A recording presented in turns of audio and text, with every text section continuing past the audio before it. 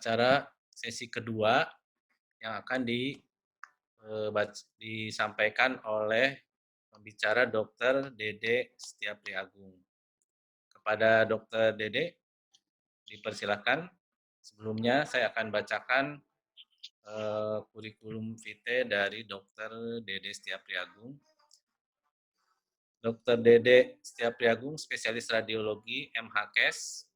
Ini kelahiran Majalengka 23 April 65.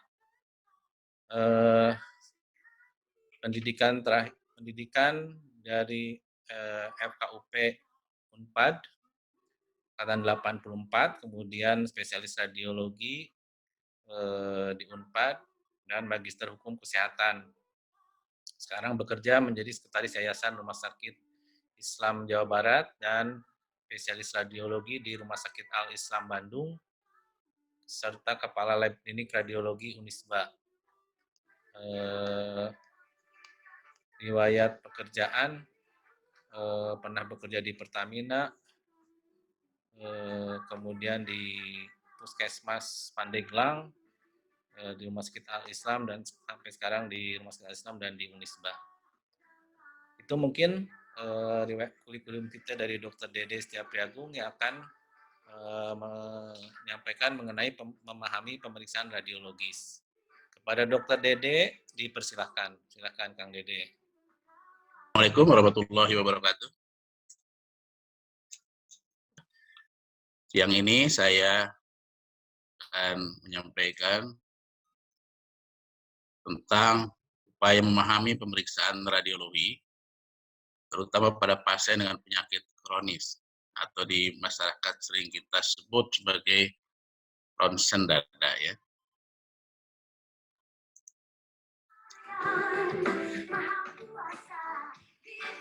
Jadi pemeriksaan fototorak, ini ada istilah fototorak, torak atau ronsen dada. Jadi kita perlu memahami, mungkin di sini saya akan sampaikan apa itu ronsen dada, apa tujuannya, bagaimana melakukannya, apa yang akan dilihat dari pemeriksaan ronsen dada ini. Nanti mungkin sedikit beberapa kasus ya penyakit paru kronis. Baiklah, yang pertama kita akan jelaskan apa itu ronsen dada. Nah, istilah ronsen dada. Ya. Ronsen itu bahasa Indonesia dari ronsen. Ini nama orang, Willem Conrad Ronsen. Jadi ada fisikawan Jerman yang menemukan sinar X pertama kali. Ini orangnya. Maka sekarang kita kenal dengan pemeriksaan ronsen. Ya, jadi pemeriksaan ronsen ini adalah pemeriksaan dada menggunakan sinar X. Ya. Apa itu sinar X? Sinar X itu gelombang elektromagnetik, ya. Seperti gelombang cahaya, gelombang radio, itu semua gelombang elektromagnetik. Hanya bedanya, kalau sinar X, dia mempunyai panjang gelombang yang sangat pendek. Akibatnya, dia mempunyai energi yang sangat tinggi, sehingga dapat menembus objek. Kalau sinar cahaya kan kita arahkan ke meja, maka di balik meja itu tidak bisa nembus cahaya itu. Akan tetapi kalau sinar X kita arahkan ke meja, maka di balik meja sinar X itu akan menembus. Itu bedanya karena energinya yang tinggi. Karena dia punya sifat menembus objek, maka sinar X ini dipakai untuk mencitra organ-organ dalam tubuh, ya, seperti jantung, paru-paru. Karena kalau dengan gelombang elektromagnetik yang lainnya, dia tidak bisa menembus objek. Kalau sinar X dia bisa menembus sehingga kita bisa mencitra organ-organ di dalam tubuh kita. Ini sifat sinar X yang kita manfaatkan untuk pemeriksaan radiologi. Kemudian tujuan dari pemeriksaan ronsen ini, terutama ronsen dada ini, satu untuk medical check up atau screening, ya. Ya kita sering kan untuk sekolah saja pakai medical check up, foto ronsen dada. Kemudian pasien tadi dengan batuk-batuk lama yang sudah disampaikan, ada sesak napas, kita ingin melihat penyebabnya dan kemudian ingin melihat komplikasinya. Pasien-pasien yang dicurigai ada pembesaran jantung, ini bisa dilihat dengan melakukan pemeriksaan ronsen dada. Sakit dada atau benturan atau trauma di dada, kecelakaan, kita ingin melihat apakah ada retak di tulang iga atau ada kelainan paru akibat trauma, akibat benturan. Pada pasien-pasien yang menderita tumor, menderita kanker, karena sering tumor kanker ini menjalar, metastase biasanya ke jaringan paru. Untuk itu kita sering lakukan pemeriksaan ronsen dada. Kemudian untuk kontrol ya, pengobatan, untuk lihat respon pengobatan. Ini tujuan salah satu beberapa tujuan dilakukan pemeriksaan ronsen dada. Nah, karena pemeriksaan ronsen ini menggunakan sinar X, tadi di polling ada yang menyampaikan berbahaya tapi aman. Nah, sinar X itu kan dia bisa menembus jaringan tubuh manusia, menyebabkan reaksi dengan sel-sel tubuh manusia, sehingga sinar X itu memang ada bahayanya. Apa saja kira-kira? Satu, sinar X itu bisa menyebabkan kematian dari sel. Kemudian, bagi yang wanita yang masih muda, ya bisa menyebabkan infertilitas atau kemandulan. Bisa terjadi kerusakan dari sumsum tulang, menyebabkan anemia aplastik. Bahkan kemudian bisa juga menjadi resiko ya untuk terjadinya kanker. Ini diantara bahaya-bahaya yang penting kita ketahui agar kita bisa mencegah dari bahaya ini atau jangan sampai terjadi bahaya seperti ini. Untuk itulah maka di dalam pemeriksaan sinar X ada upaya untuk meminimalkan risiko. Ya, jadi risiko ini harus diminimalkan bahkan jangan sampai terjadi. Upaya-upaya itu satu, paparan radiasinya harus sekecil mungkin. Ya. Dosisnya sekecil mungkin. Waktu pemeriksaannya sesingkat mungkin. Ya. Jadi kalau di penelitian di rumah sakit Al-Islam itu rata-rata paparan untuk ronsen dada itu radiasinya 0,2 miligray. 0,2 miligray itu sangat kecil karena yang menyebabkan kematian sel itu bila radiasinya 500 gray ya, dalam waktu 5 jam menyebabkan kematian. Kalau pemeriksaan foto dada, ronsen dada ini hanya 0,2 miligray. Dan itu setiap pasien yang dilakukan pemeriksaan ronsen harus dilaporkan paparan radiasinya ke Bapeten. Jadi setiap bulan Rumah Sakit Al-Islam mengirimkan data radiasi pemeriksaan pasien-pasien yang menggunakan sinar X. Itu dipantau. Kemudian gunakan pelindung. Jadi satu area ruang pemeriksaan itu sudah dilindungi dengan lapisan timbal. Jadi ruang pemeriksaan radiologi itu sudah dilapisi, termasuk pintunya, termasuk kacanya itu khusus kaca timbal. Petugasnya juga dilindungi. Pasien, ya, terutama perempuan, ya, daerah talianya juga dilindungi, apalagi kalau dia hamil. Tapi secara umum dosisnya sangat kecil, ya, dan waktunya sangat singkat untuk pemeriksaan ronsen ini. Ya, kemudian tadi wanita hamil ya diupayakan dihindari, kalaupun tidak harus di ronsen, maka bagian janinnya itu diberi pelindung. Atur jaraknya, jadi jarak antara sumber sinar sama tubuh itu tidak dekat, ya ada jaraknya. Untuk pemeriksaan dada ini ya sampai 2 meter, ya 1,6 sampai 2 meter jaraknya. Jadi ini adalah upaya-upaya meminimalkan resiko sehingga bahaya dari sinar X itu tidak terjadi pada pasien.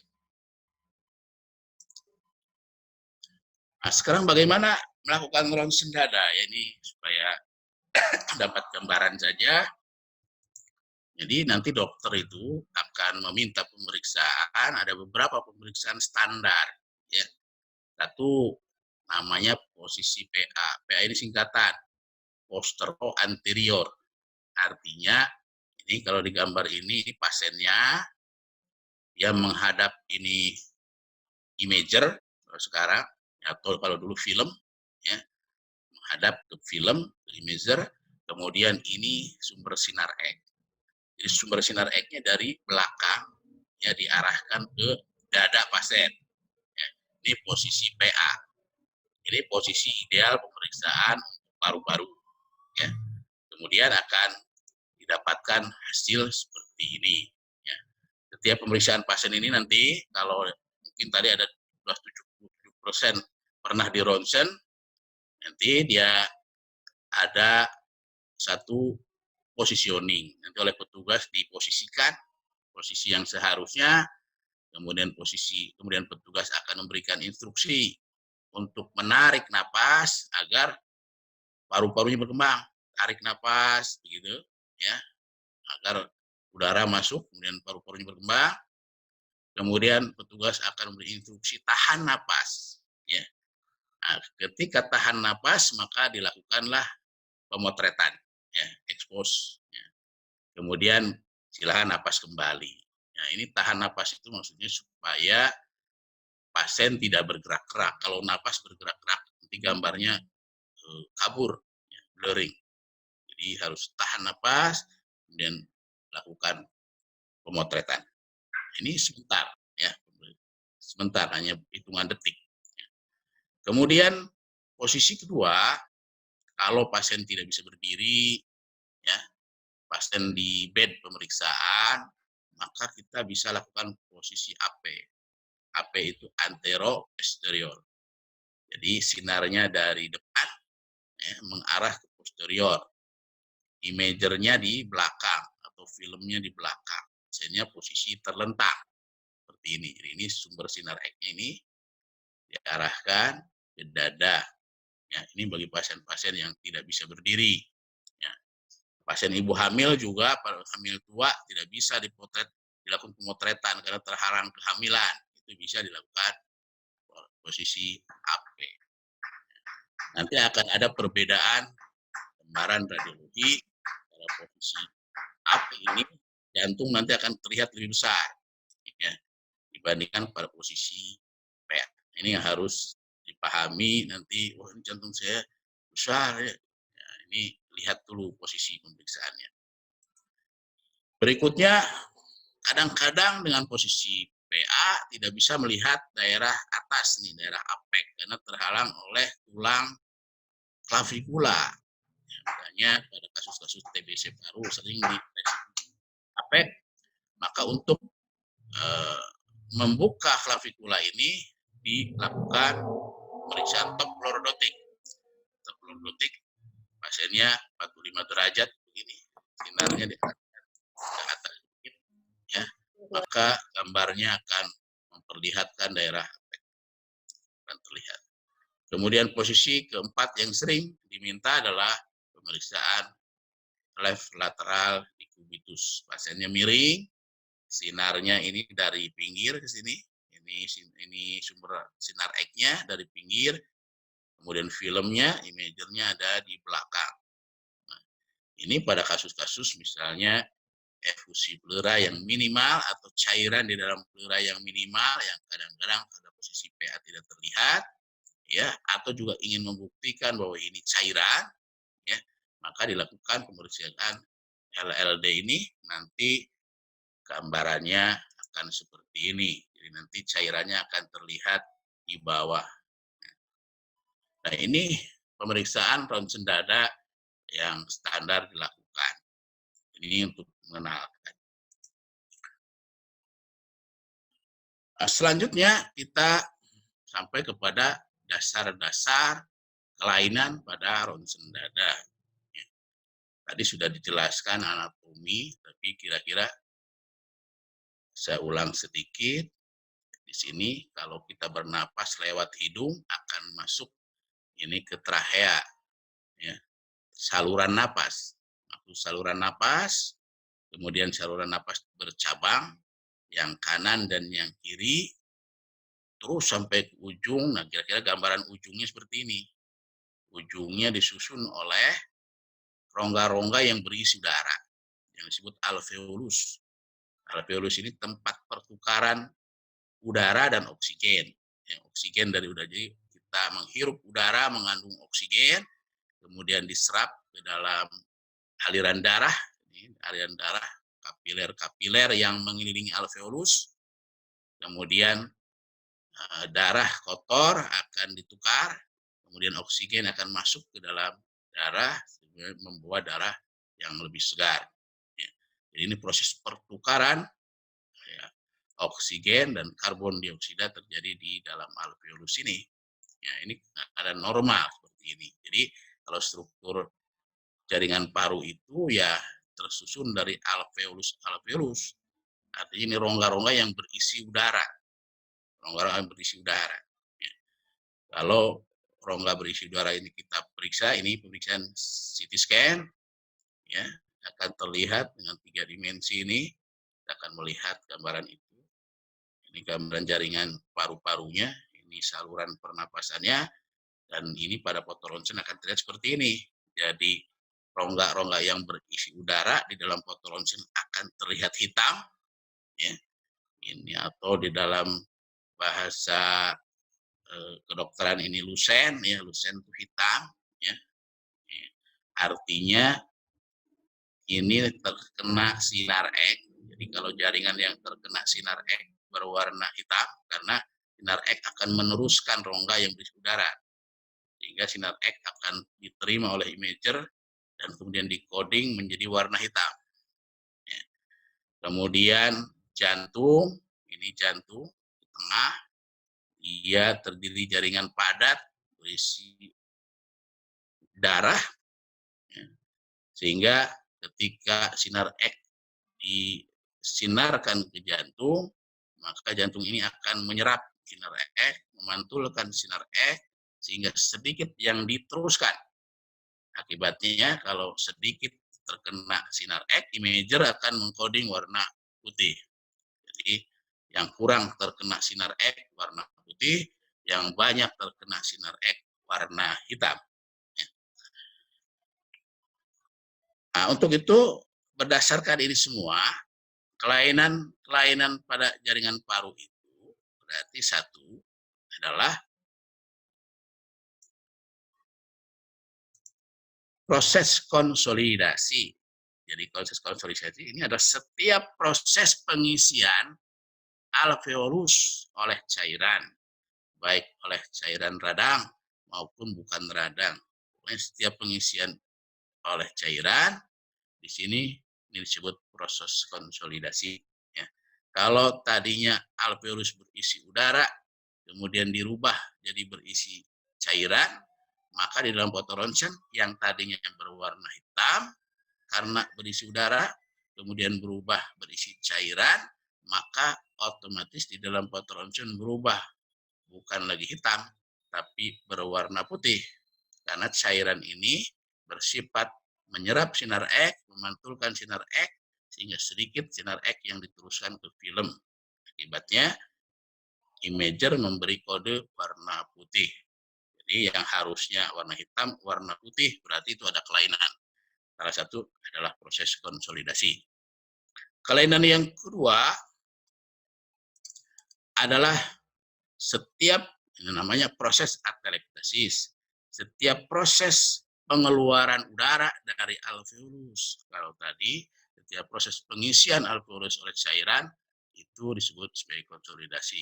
Kalau atelektasis, pengeluaran, sehingga alveolusnya menjadi kolap.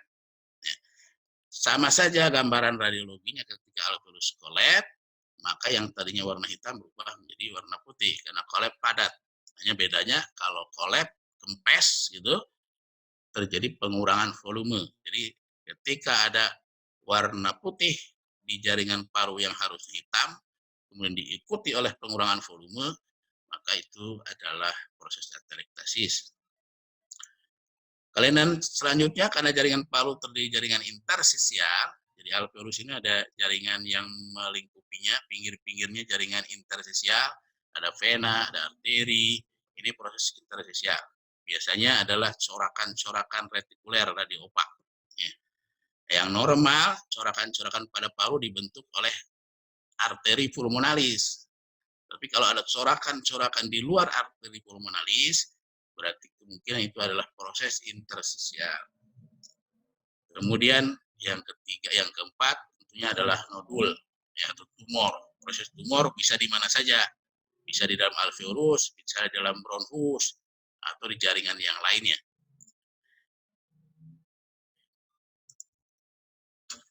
Nah, apa kemudian yang kita lihat nanti di dalam foto ronsen ini? Nah, ini mungkin siapa saja ketika di ronsen hasilnya kan dipegang, dibawa, ya, baik itu dokter atau bukan, maka sebagai pengetahuan umum kita ada mnemonik, ada jembatan keledai untuk bisa melihat, ya.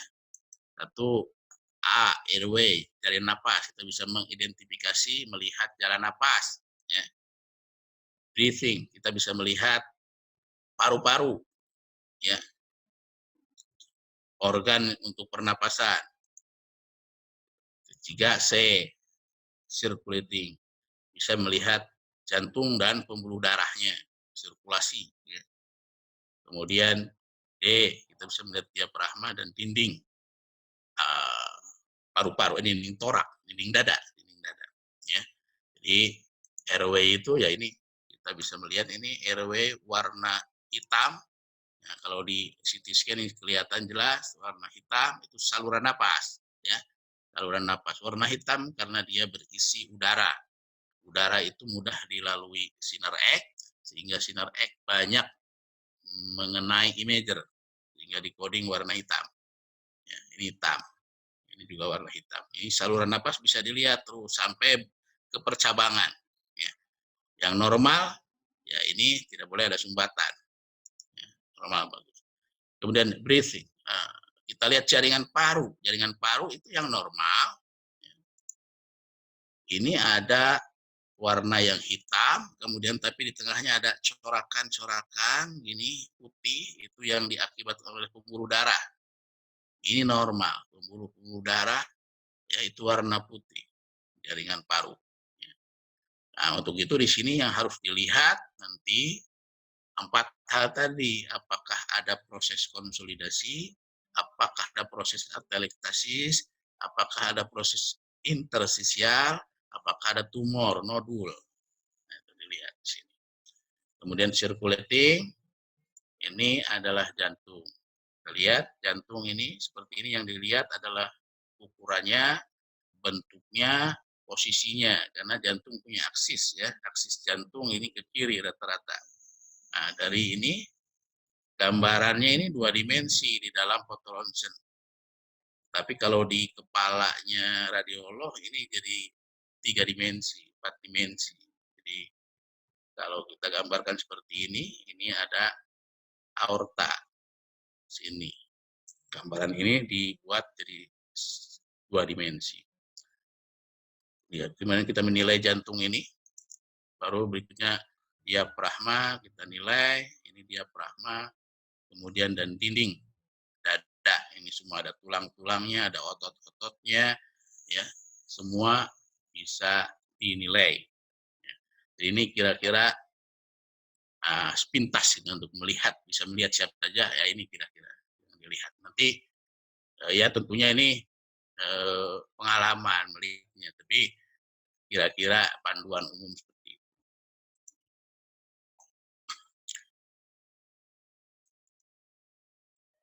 Nah, ini kita kasih beberapa kasus foto ronsen seperti ini, ya ini pada kasus bronkitis kronis. Jadi ini lihat corakan parunya bertambah, jadi ini kelihatan kotor, ya. Kemudian dinding cabang bronkusnya dia menebal kelihatan. Ya. Kalau kita besarkan, ini yang tanda panah hitam ini dindingnya menebal. Kalau di CT scan lebih jelas, dindingnya ini ada menebal. Ini seperti rel kereta gitu ya. Jadi ini penebalan saluran napas bronchus. Nah, ini pada proses bronkitis kronis karena proses peradangan yang terus-menerus yang menahun menimbulkan penebalan dari dinding bronchus ini. Ini bisa diidentifikasi pada foto ronsen. Memang foto ronsen ini ya untuk hal-hal tertentu tidak sensitif. Pada bronkitis yang akut mungkin normal, ya. Tapi pada bronkitis kronis kita bisa melihat perubahan dari struktur saluran pernapasan sampai bronkus, dinding bronkus terlihat. Kemudian kita lihat foto ini pada kasus-kasus kalau bisa lihat sepintas seperti ini tadi A-nya salurannya bagus, ini trachea sampai cabang-cabang kanan, cabang kirinya kelihatan. Kemudian kita lihat B-nya jaringan parunya, tapi di jaringan paru kita ada melihat sesuatu yang kelainan, yaitu bagian bawah paru ini lebih hitam, ya. Corakan parunya berkurang kita bandingkan dengan bagian atas, ya. Nah, ini proses ada ini emfisema. Emfisema tadi sudah dijelaskan. Jadi pada kasus-kasus penebalan dinding bronkus tadi, ya ininya menebal, ditambah ada produksi lendir, mukus, sehingga dia menyumbat. Nah, sumbatan ini menyebabkan terjadinya proses ya fenomena katup. Jadi udara yang dihirup masuk ke alveolus, tapi dia tidak bisa keluar. Dia terperangkap di dalam alveolus, alveolusnya melebar, sehingga udara di dalam alveolus bertambah banyak, tidak bisa dikeluarkan. Ya. Akibatnya udaranya bertambah besar banyak di alveolus, maka udara menyebabkan gambaran hitam pada pemeriksaan foto ronsen. Terjadi perbedaan distribusi di bagian bawah sangat hitam, di bagian atasnya normal. Nah, ini berarti ada proses emfisema, ya, emfisema paru. Dokter Dede waktunya 5 menit lagi ya. Ini kalau bronchus ini lama menebal ini kemudian melebar, mengantung, ini kita kenal namanya bronkiektasis, ya, pelebaran. Gambarannya seperti ini kalau dalam foto ronsen. Ya, kita ini ya gambaran ada radio opak, itu ya, ada lesi putih, ya. Ini terjadi proses konsolidasi, ada pengisian alveolus oleh cairan radang, disebut pneumonia, ya. Kemudian ini tadi di pooling, ya memang sekarang imaging itu tambahan untuk pemeriksaan kasus-kasus suspek, ya, apalagi dengan PCR negatif, ya. Nah, ini ada COVID early warning score. Ya, jadi kalau ada pneumonia itu 5 skornya. Ya, ditambah ada kontak 5, ada gejala panas, ada umur yang lebih 40 tahun, ada seks atau jenis kelamin, maka nanti pada skor ya yang lebih dari 10 ini sangat suspek untuk COVID. Nah, untuk itu pola kelainan pada COVID itu ronsen dada prinsipnya tadi proses konsolidasi. Hanya konsolidasinya karena dia virus, dia tidak setebal dari bakteri, maka dikenal istilah GGO ya, ground glass opacity. Jadi eh, eh, putih yang tipis ya, sehingga struktur paru-parunya masih terlihat. Nah, ini contoh. Nah, ini pada pasien-pasien tertentu kadang-kadang foto ronsen dada tidak terlalu sensitif, bisa saja normal. Tapi kita lihat pada kasus yang ada di rapid test pertama negatif, rapid test kedua positif, foto ronsen dadanya normal, nah, tapi kemudian di CT scan ada moderat pneumonia. Ya, ini GGO itu seperti ini. Ya. Jadi putih-putih halus. Ya. Ini juga ini udah jelas kalau ini kan tipikal COVID ya, bilateral putih-putih. Kemudian ini bilateral GGO ya. Ini putih-putih di lateral atau di CT scan-nya bisa terlihat putih-putih ya, halus. Kemudian ini pada serial foto pada pasien ya, ada serial 12 hari perbaikan tapi ada fibrosis. Ada penebalan jaringan paru. Ini juga foto serial ya, dari mulai berat kemudian berubah jadi ringan dan kemudian membaik, perubahan perbaikan. Nah, itu terima kasih. Mungkin itu saja sebagai informasi, mudah-mudahan bisa memberikan wawasan pada hadirin sekalian. Terima kasih. Assalamualaikum warahmatullahi wabarakatuh. Waalaikumsalam warahmatullahi Warahmatullahi wabarakatuh. Terima kasih Dokter Dede yang telah menyampaikan materi kedua mengenai pemeriksaan radiologis.